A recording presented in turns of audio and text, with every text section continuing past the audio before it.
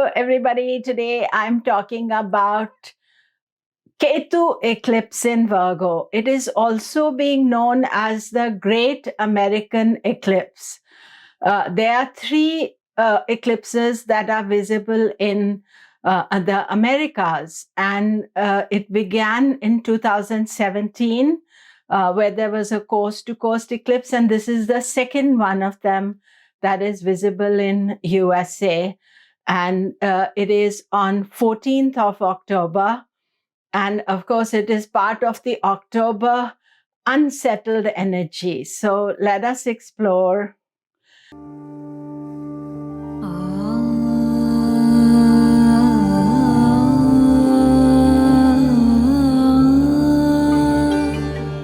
Hello, I'm Komilla Sutton, and we are talking Ketu eclipse in Virgo. Do remember to subscribe, press the bell notification. I'm talking about the Ketu eclipse in Virgo on 14th of October.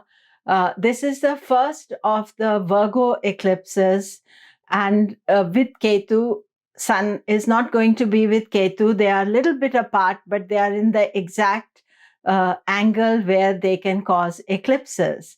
And so this eclipse is going to begin at Oregon, and then it will go down USA up to Texas, and then from Texas it'll go to Yucatan Peninsula in Mexico and all through Central American countries, including Costa Rica, Honduras, and then go into South America, into Colombia, and finish in Brazil. And a number of other places you will see partial eclipse in the Americas. So that is why this is known as the Great American Eclipse. And there was one before that in 2017 in August, where coast to coast the eclipse was visible in USA. This is the second one, and the third one is going to be in April 2024. So more about that later. So now this eclipse is the first in Virgo, first of the series, because Rahu Ketu are changing signs actually 30th of October. Ketu is still in Libra at 27 degrees of Virgo. The eclipse takes place because for the eclipse we are taking into account the sun's position in, and therefore it is regarded as an eclipse in Virgo.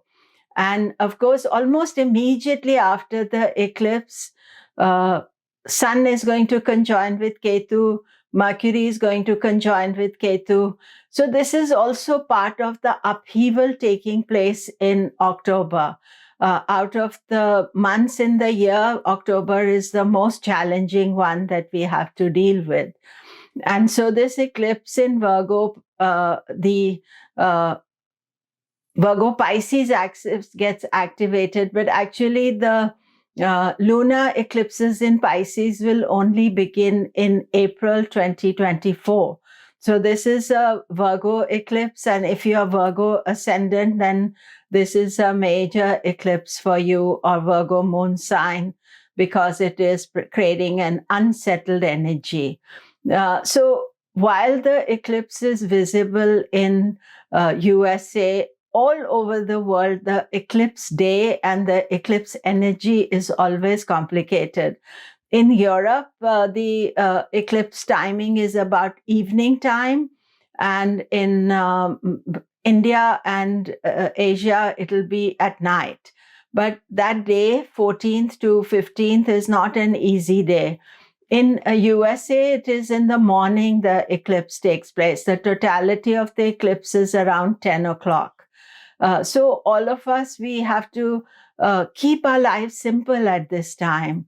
You know, I always say that and people complain about it, but it's so important because when the upheavals are taking place, you don't want to be in a big crowd. You don't want to be in an insecure position.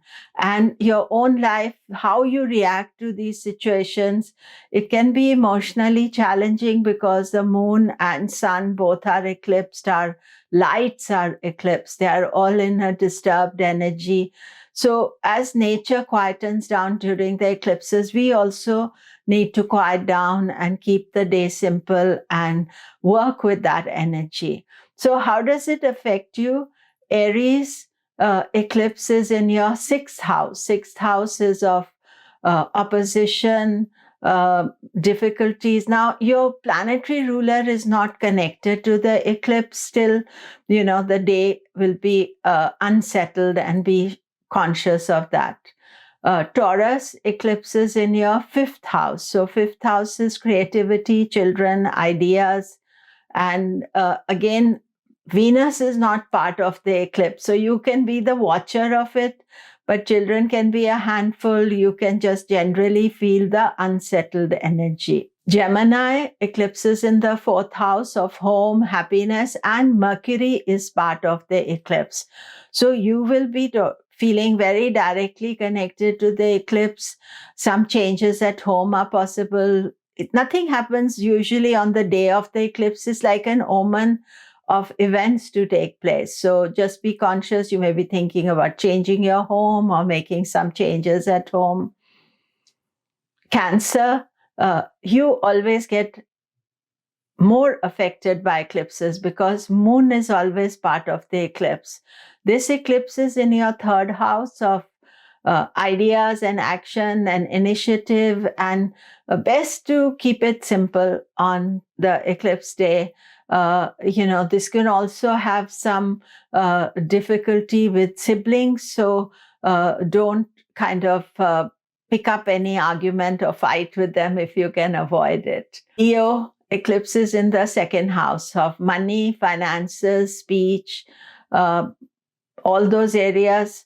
There is some unsettled energy. You can feel afraid that I'm not earning enough, saving enough.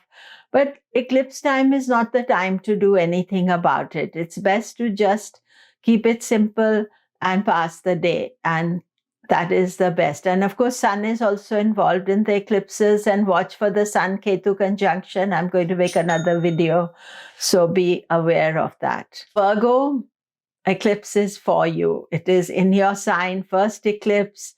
If you're Virgo moon, Virgo ascendant, it means that there are some changes happening. Change doesn't have to be negative. However, you yourself are thinking some new ideas coming to you. And Mercury is also part of the eclipse. Mercury is exalted, but it is there in that eclipse energy. So, if you are thinking of any shift, change, then process the information. Don't rush into it. Take your time with it. Libra, eclipses in your 12th house. It can bring a sudden expense or unnecessary expense. And so main thing is this: Venus is not involved in the eclipse. So you can be a spectator. Just don't take impulsive action and spend wastefully. I would say that would be your best way to deal with it. Your eclipse is in your 11th house of earnings. And so the eclipse can either increase the earning or reduce it. It's never easy to say how it is going to happen. But the main thing for you as Scorpio is that Mars and Ketu are together in your 12th house of loss and expenses. So this is quite unsettling for you. So take some time out. Don't rush into anything. Wait for Mars to come into your ascendant, which will be in November 15th.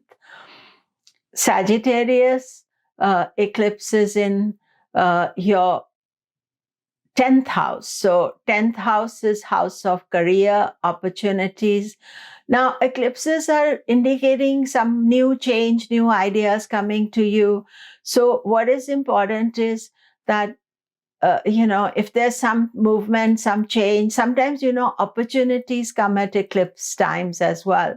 But those opportunities should be taken with a really serious analysis and doubt, a pinch of salt. I was trying to find the right word.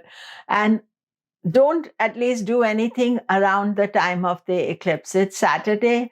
Keep it simple. That would be the best thing. Capricorn, the eclipse is in the ninth house. Ninth house is house of ideas, higher mind. It's also father and guru. So it's not a good idea to take advice on the eclipse day.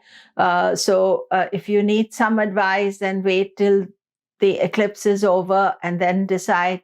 And otherwise also, sometimes some issues can come up with father or people who are senior to you who are advising you. So you are being cautious, careful about it.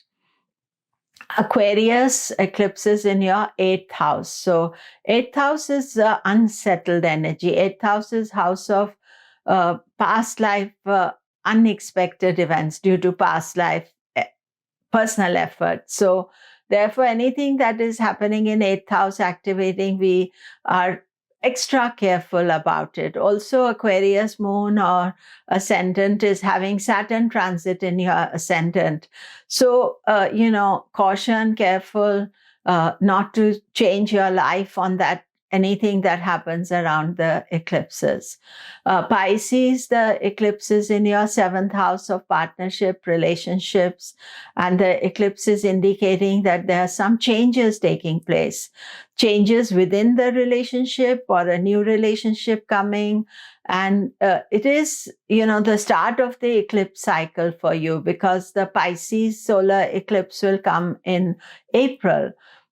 So you are kind of thinking about some changes, and that is an important factor.